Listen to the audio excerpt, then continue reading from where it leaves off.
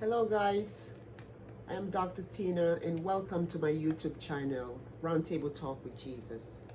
I hope you guys were able to watch my first episode and which was talking about how I became a believer of Jesus Christ. And if you haven't, I would encourage you to take a look at my introduction and my first episode video. And today, I welcome you back. I would love to talk about something that I think I'm passionate about, and I think we don't talk much about in our communities and with friends and families, and that is marriage. Yes, you heard me. I said marriage. This is something we should talk about because marriage is very dear to the heart of God. I'd like to start by saying that myself, I have been married for more than 34 years to my husband. And we have 3 beautiful children, and now we've become also grandparents. So we've been blessed to be together for all those years. Like every other marriages, we've also had our shares of challenges. But the good thing about it all is that through those challenges, we have, made it through, and we did not only make it through, but we also have became closer together than ever. So I do know that every marriage has their own, challenges, and we all have challenges.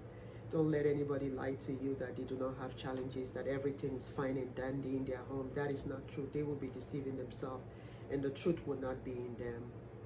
But the only way to address issues is to talk about it. But I am happy today because in every relationship there is always, whether it's a relationship with your spouse or a relationship with your family and friends or co-workers, there's bound to be ups and downs.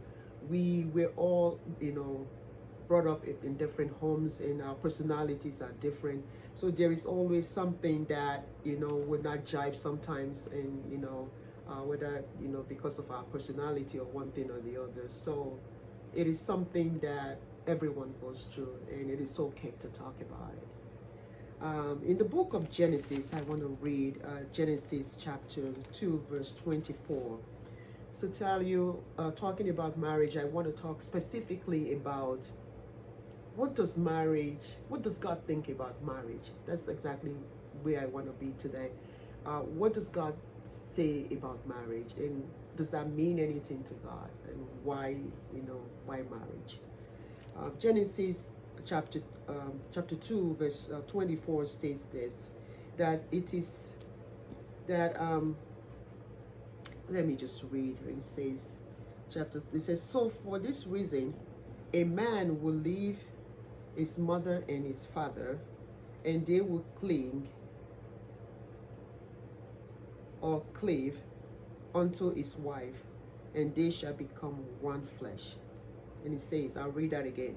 For this reason a man will leave his mother and his father, and they will cleave unto his wife, and he will cleave unto his wife, and they shall become one flesh.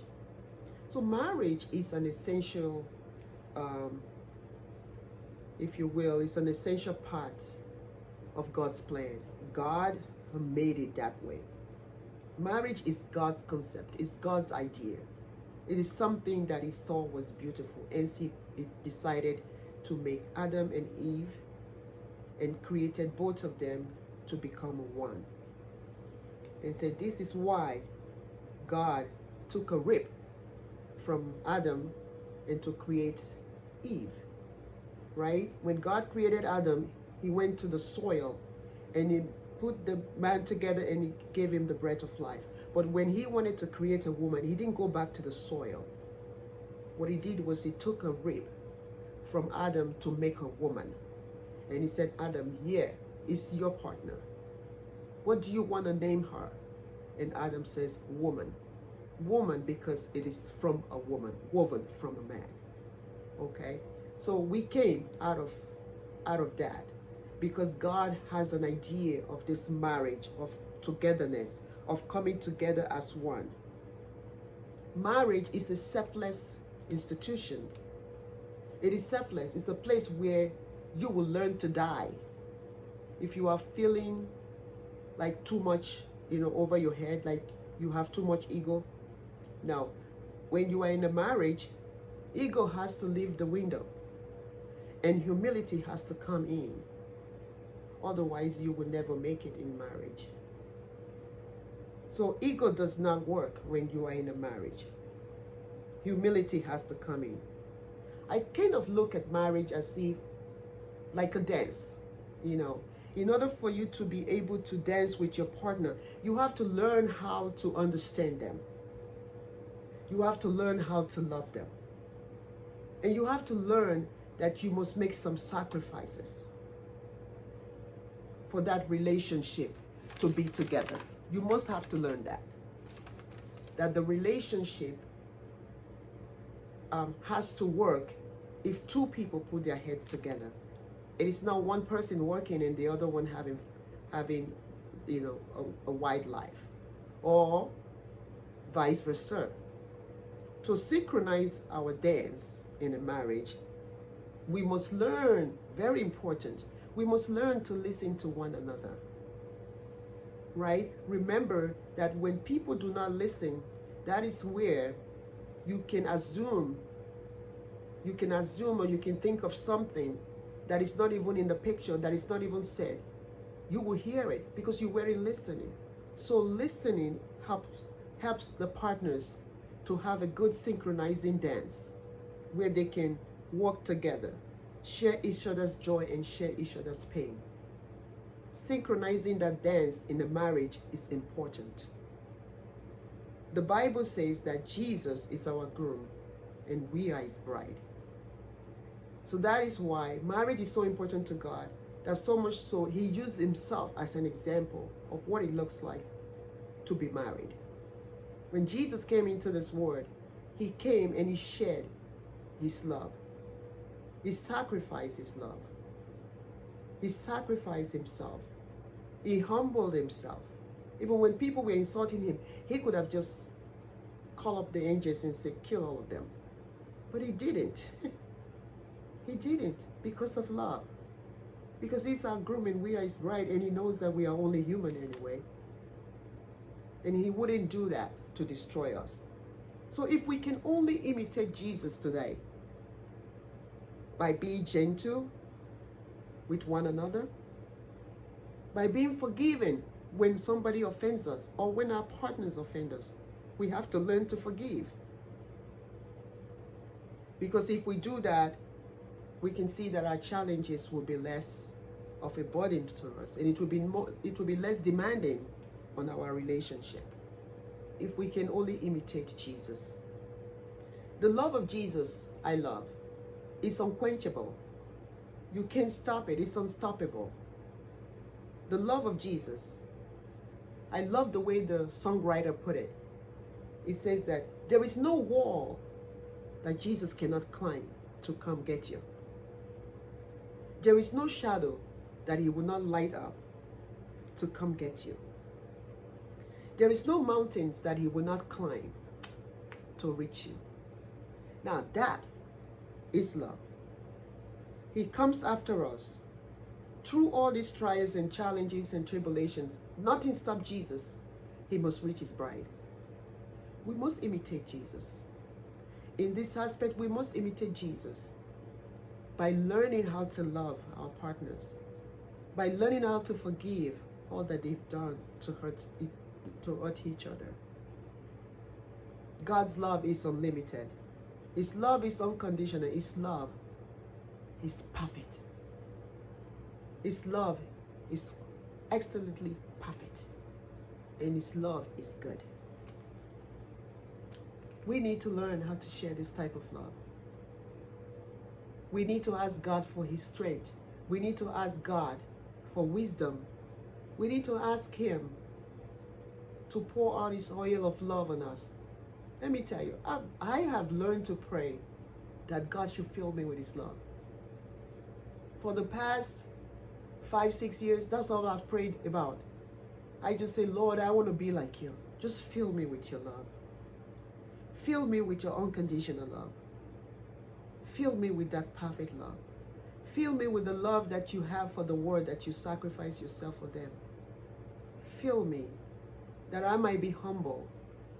Fill me that you will remove arrogancy from my life. Fill me, precious Jesus. Fill me. Just fill me with your love. Would you ask that today? Are you going through hard times in your marriage? Are you having difficulties? Is it difficult for your husband to hear you or for your wife to hear you? It could be dark sometimes. I know. It could be so difficult sometimes you want to throw in the towels. You wonder, why is it that my husband is not listening to me? My wife is not listening to me. I don't know what it's to do. I'm done with this marriage. I'm going to just hang everything up and just check out. Aren't you happy that Jesus did not just turn his back and just left and say, oh, these my brides have been messing up and I'm tired of them. They won't listen to me. They won't hear me. I'm just going to forget about them. Aren't you glad he did not? We should do the same for our partners, our spouses, family members, friends, co-workers, our acquaintance, wherever they are. We must learn to love. For love crosses our boundaries. We must learn to love. If there is anything that God has taught me, is this power of love. In my early years of marriage, I didn't have that. I thought I did until he taught me that I don't. Because he said, love crosses all boundaries. Love is not give me, I give you. If you are in a relationship, in a marriage, and you're like, oh, I'm going to give my husband this and he has to give me this. So I'm going to give my wife this and then he has to reciprocate. Love is not reciprocal. Aha. Yes, love is not reciprocal, and that's where it gets tough, isn't it? That's where it gets tough. Because as human, we want to be reciprocated when we do something good. We want somebody to do good to us in return. But the love of God that is unlimited, this sacrificial love that God is teaching us to have, is something that you have to give to somebody even if they talk down on you. Even when they don't treat you right. God is saying, I want you to be the bigger person. Take a step and love them. Take a step and love them, because you never know, perhaps that love that God is trying for you to show to your spouse is what's going to bring them to the Lord.